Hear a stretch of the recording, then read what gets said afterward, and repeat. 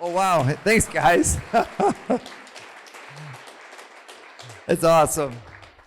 I've never had someone say the earth shakes when I come. I'm thinking that's because I put 15 pounds on during COVID. That's why the earth shakes. It's awesome. Thank you very much for having me here. I want to get right to it because we've definitely had a lot of introduction for the day. I want to talk with you about, I think, what's on all of your hearts, which is the fact that we feel challenged. I think if the reason I'm thinking to myself, why do these people come out? Why did you, on a Saturday where it's almost warm and then the bloody clouds show up and then we all freeze again, then you're inside and outside. Why would we spend a day out here? And I think to myself, it's because you're all looking for something. You're looking for a path forward during the midst of an incredible challenge that's looming. From the political environment, no matter which side you're on, you would say that there's a challenge that's looming, But like for most of us, we're looking at a huge challenge. To an economic challenge, I mean, boy, COVID's just a great kick in the pants, isn't it? This is great, Well, I mean, if you run a business, you're trying to start a business, this is like disaster. Try running a restaurant when you're supposed to put, what is it? You put your food in your mouth, you chew it, you cover up while you're chewing, and then drop it again and put another bite in. Like, who in the heck wants to go to a restaurant if you're going to eat like that, Well, it's a lot of fun and games for everyone else, but for the guy who runs the restaurant, it's not fun at all. And then the people that supply the food to the restaurant, and then the servers who work at the restaurant. And you're like, I'm all by myself trying to make this thing happen. And it seems like everybody else doesn't really care if I die. I don't, what am I supposed to do? Just close up your restaurants, for what? 6 months? Yeah, 6 months. That's a good idea. I can't close up my restaurant for 6 months. Now what do I do? And restaurants one, but every small business owner who's here, and then all the contractors that work for the small businesses, mid-sized businesses, you're out of work. And it's just you're looking around going like, doesn't anybody really care? And the answer appears to be no. But I mean, everyone kind of feels sorry for you, but then you're like, and who's going to fight for me? The answer is, we really don't know, right?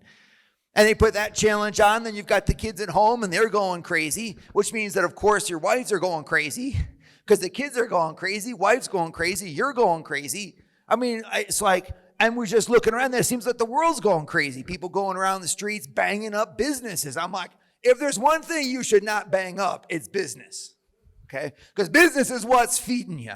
Right? So, but we don't really care. Let's destroy everything that we can. Well, because we're angry. I'm like, there's a better thing to do if you're angry. It's called get involved. Instead of destroying the process. Are you kidding me? They're not kidding because they're not thinking. And you're trying to think. You're like, I actually would like to get my kids to heaven halfway intelligent on the process, And who's going to help me to do that? So we're full of anxiety.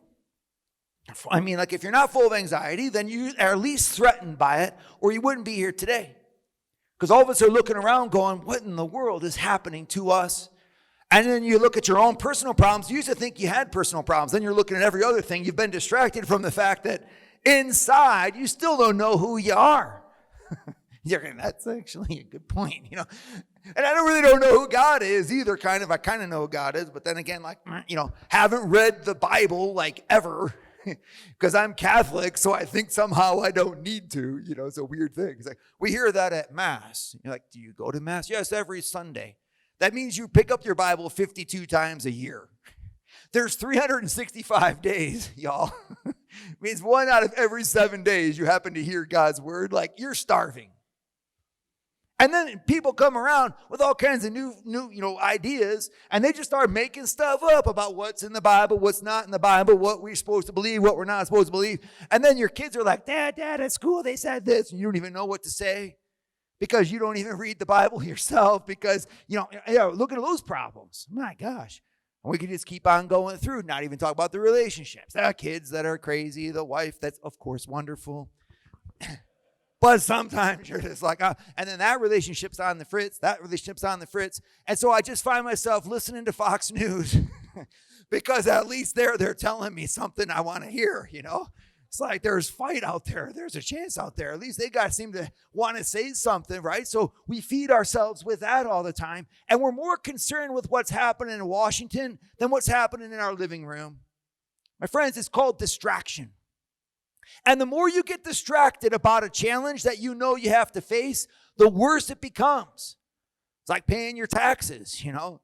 You're like, I'm just going to keep putting it off. We'll fill out those forms tomorrow. Like, it's not going to make it easier unless there's COVID. And then they push it back to July 15th. That was kind of nice. You're like, well, it's kind of like, woo, whole little pass on that, you know. Maybe the lawn will mow itself if I just keep pushing it off, right? And it happens because psychologically, when you face a challenge, something natural happens. A challenge is a present evil. Now, evil is a big, strong word, so you can think of big, strong evils that are present. And it can be smaller things. A present bad thing. Present evil. It's there. And then the second thing is that evil is threatening something that you hold dear. Right? The third thing about a challenge is that you feel like it's more powerful than you. And when you have put those three things together, the result is fear. Absolute dread fear. It's like, you know, and there's lots of examples of fear in the Bible, and there's a lot of examples of fear like in nature. I mean, when you see a snake and you hear that rattle, one time I was walking, I remember in North Dakota, and I was going through Theodore Roosevelt National Park, and I heard it just like that, and I absolutely froze on one foot like this. And I looked down, and I don't know, a foot and a half away, right there by the trail, there's a rattlesnake coiled, and he's looking right at me. And it was the weirdest thing. I could feel where it was going to bite me. Like my body had the response. I was like, it's going to be right there. Because there was pain at that spot as I looked at that thing. Fear. It paralyzes you. And that's exactly the point. Because if you get paralyzed, you know what the next thing that happens? Like a deer in headlights, everybody. One of those old hunting techniques. Just shine it right out there. They'll stand still for you. And then you'll blow it away. If you're paralyzed by fear, your next step is defeat. But fear has that way of working on you because what are you going to do, Father Nathan? I mean, I got a threat that's right in front of me. There is an evil and it is near me. That evil wants to destroy me. It wants to close my business. It wants to divorce me. It wants to take my kids. It wants to do all kinds of things to me. And it's right there. And then third is, I don't know what to do about it. Right? It's a very natural situation. Happens all the time. And I was thinking about this, and I thought, you know, the problem isn't those three things, because those three things are going to happen all the time. Big, powerful, evil things are going to come at you all the time. We all know this in life. The problem that I have is that in my mind, I've got these other things working that do not help me to solve the problem. The first thing is to say, I shouldn't be here. It's really funny, like, I'm not supposed to be here. The fact that I'm here, it's all my fault, right? I must have screwed up somewhere to have these problems, right? So now I've got to face this big, ugly monster, and I can't even believe in myself. I'm not worthy to stand there and, try to ask for forgiveness from my wife again. I've already asked for it before. I don't deserve to even try. I was like, yeah, that's fine. Find yourself right in divorce court. Way to go.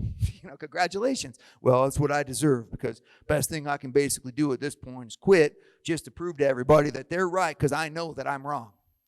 Well, hang on a second. Just hang on 1 second.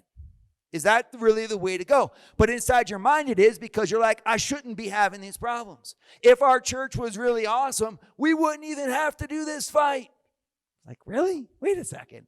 It's almost like that. I like that line, right? We all expected to be on a cruise ship. We find ourselves on a battleship. And the first thing to say is, why are they shooting at us? We must have gotten off course. We must be the ones to blame for the big evil that's attacking us. It's a wonderful thought. It just is not going to help you to win that battle. Second thought that's in your head is that there is no possible way that I can win. And it's so funny, this is the way that fear works. And the worst enemy to the fear is yourselves. Because if the devil can convince you that you are already defeated because you have a challenge, then you will be defeated no matter what priest talks to you or no matter how much you think that you can do. And the warrior in that battle is you.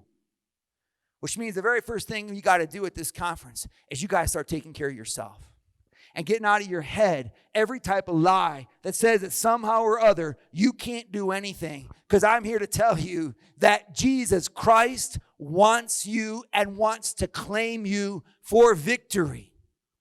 If you are in battle, in other words, if you're in a challenge, it's because you're supposed to be. This is kind of a radical thought. But it's one that I really think is 100% true. And the more I think about it, the more I want to proclaim it from the rooftops, which is why I'm glad I got this microphone. Thank you, Inferno. I lay in bed going like, give me a microphone. Give me a microphone. I'm going to yell this one real loud and clear. Folks, Christianity is about the battle between good and evil. We are about redeeming a fallen humanity. We are supposed to be light in darkness. That there be conflict is actually a good sign that we're doing what we're supposed to do.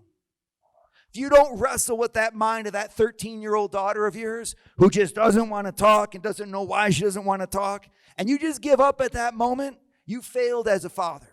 That 13-year-old daughter and wrestling with her is exactly where you're supposed to be, and you know it. Oh, but it's hard. I don't know what to say. Forget about it.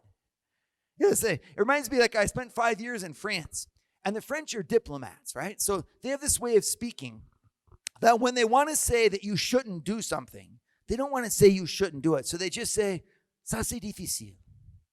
C'est difficile. What it means is that's hard. It's difficult. That's difficult. Difficile. And so what you're supposed to do at that moment is say, oh, yes, well, then let's do something else, something that's not difficile because this is difficile.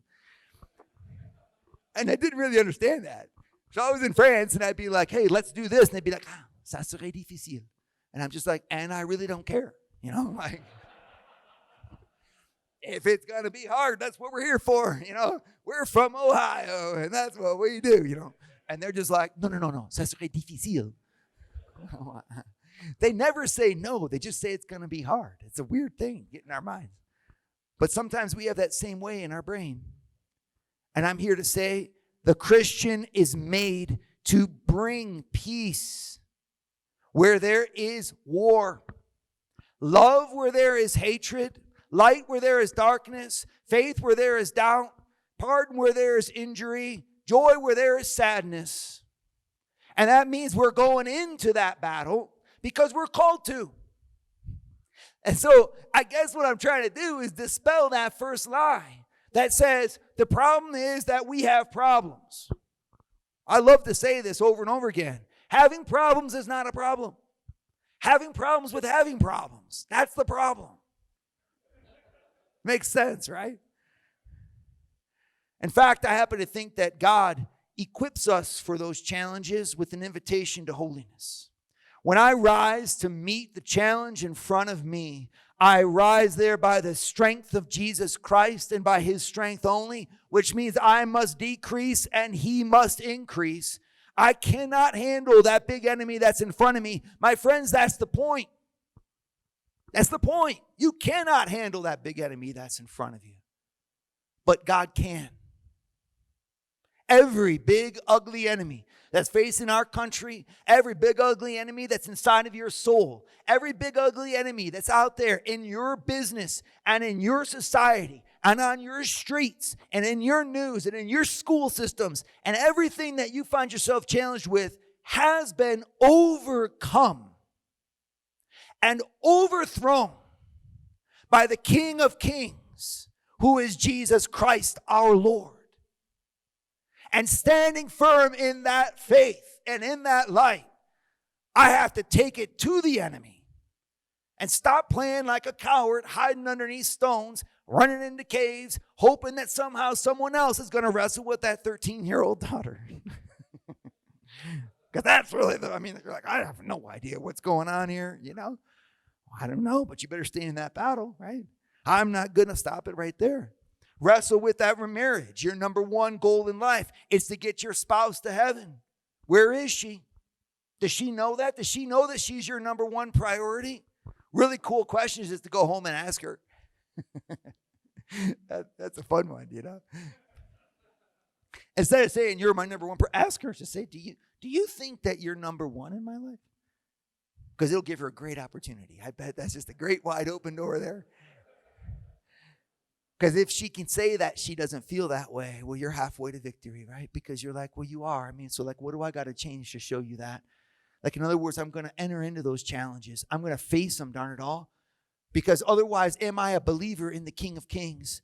Or am I actually hiding as if somehow something else in this world was bigger than my God? And if we hide from those battles, you know who else will hide? Our kids. They'll hide from the same battles. They're watching Dad, and they're like, well, Dad, he just basically gave up when the going got tough. Dad got going.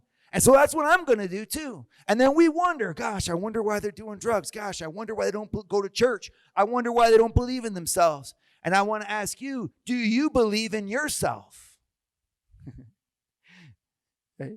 Don't let the fact that you're in the battle think that you've done something wrong or prove that you've done something wrong. Instead, you ride out to meet the foe. Because when someone big who's evil threatens what you love, he's feeding on that fear that says, and you cannot do anything about it. But when I look at the Bible, I see all kinds of amazing stories of heroes who did something about it. I'm looking at 1 Samuel 17, David and Goliath. Go back and read that story. Since I know you won't, I'm going to read it to you. It's one of the coolest stories. I love this story, right? Because the details are absolutely amazing. The shaft of Goliath's spear was like a weaver's beam. It's a big, thick 4x4, you know, before they had 4 inches. 4 shekels or something strange like that. I don't know.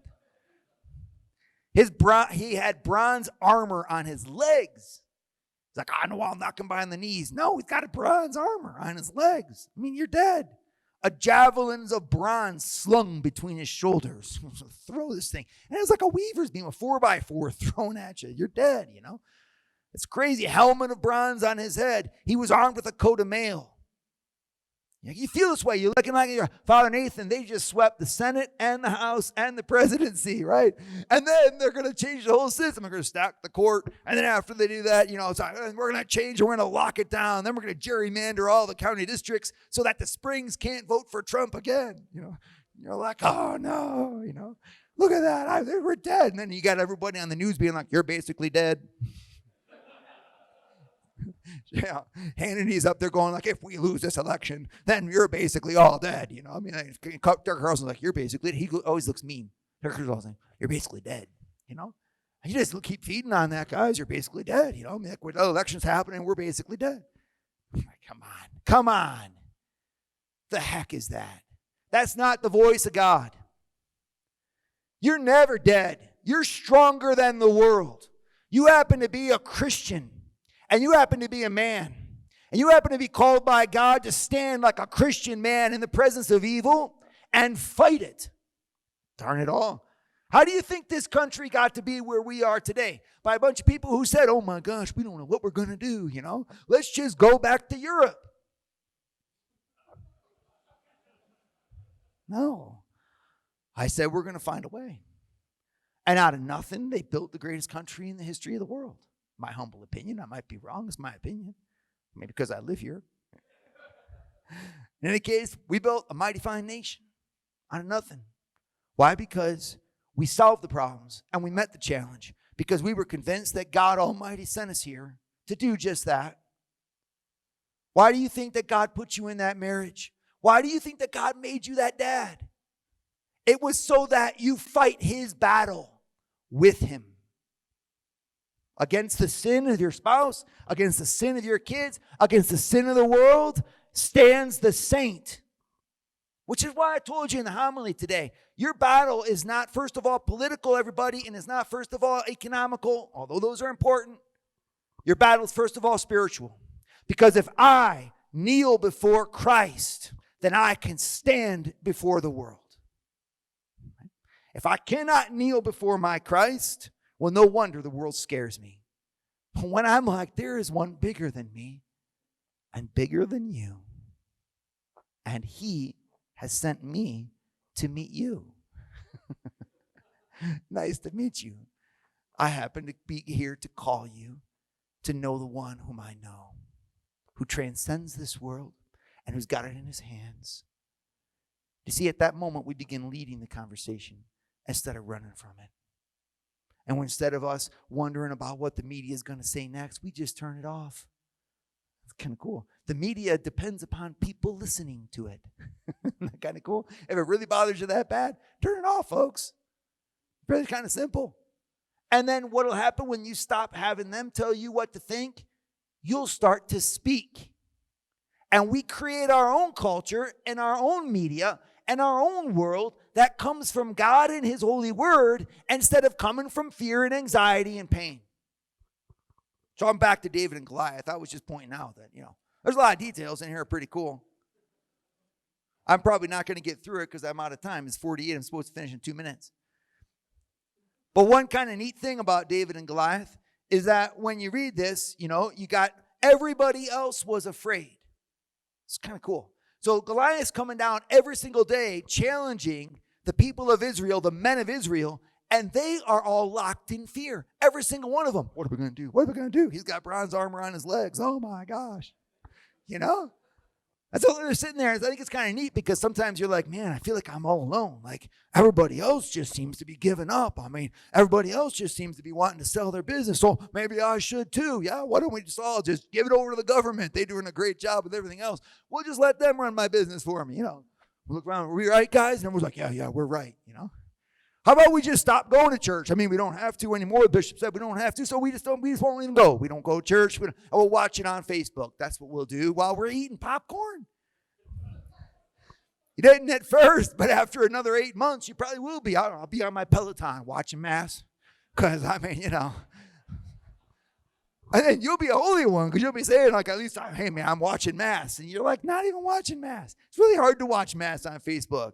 That's why I became a priest. I'm like, that way, forget about it. I can just say it on my own. I'm always at Holy Mass. It's pretty amazing. But you see what will happen? You look around, everybody else is afraid too. David had to accept to be the only one. We look at our church, we look around at our families. You're like, man, we feel so weird because we actually pray in Latin before we eat our meals. Maybe we shouldn't, right? Man, we feel so weird because we make the kids dress up for Mass on Facebook, It's like, maybe we shouldn't, Everyone makes fun of me because I don't do this, and I don't watch this, and I don't say this, and I don't act this way. And everybody else is going in the opposite direction. David had to stand alone because his eyes were on Christ more than they were on everybody else around him. The courageous ones are not always given their courage from a crowd. The courageous ones get their courage from God. And if God is with us, who can stand against us? Now all of a sudden you're like, dude, you're going to get your head shot off, right? You're going to start talking like that. You're going to get into battle with the enemy. And David, an interesting detail in that story, when he goes at Goliath, he's running towards him. The man's a giant. He's 8 feet tall. He's got an armor bearer with a shield. And David's running towards him. And he says, you come out at me with your boast, I come at you in the name of the Lord God of hosts. I agree. That's scary. I bet David was afraid. Courage is not the absence of fear. Courage is the presence of action in fear. You're not asked to not be afraid of big bad things that are imminent and are attacking the things that you love and that you seemingly can't do anything about. It's instead that in the presence of that fear, you say, I can do something about them because my God is with me and I will not listen to a lie that paralyzes me. Instead, I will engage. And when you engage, you win. It's an incredible thought, but you win. You might say, well, no, we're still going to do this or that. I'm not talking about on the outside, although 90% of the time you win on the outside too. Look at even history, thinking of Nelson, right? The amazing admiral, when he goes across, crosses the T with the Spanish Armada. In an incredible moment in history, the big Spanish fleet's about to destroy all of Europe, going to take over England and his people. And Nelson goes straight at him in a line that jeopardized this whole battle. I mean, like, if he crosses the T, he wins. And if he gets to cross the T is a question at all, because when you're going straight at the enemy, they can blow your ships to smithereens and you can't return fire. And Nelson goes straight through their line and blows them up. Why? Because he engaged them. Even that being said, though, let's suppose that you lose on the outside. I'm not here to preach about a gospel that is a material gospel of the outside. I'm here to say if you die free, and you go down swinging on the outside with your dignity intact, then you have won. What a legacy to leave behind to my children and my grandchildren. To say, I tell you what, I don't care what the world says. I kneel in front of my God and I kneel in front of him only. And I believe in Jesus Christ and the power of his holy word, no matter if everyone else believes or not. Oh, Dad, that's going to cost you this or that. It might. But I'll tell you what, I'm a free man. And that message changes the world. I want to give that message to you today because it's from his word. Thank you.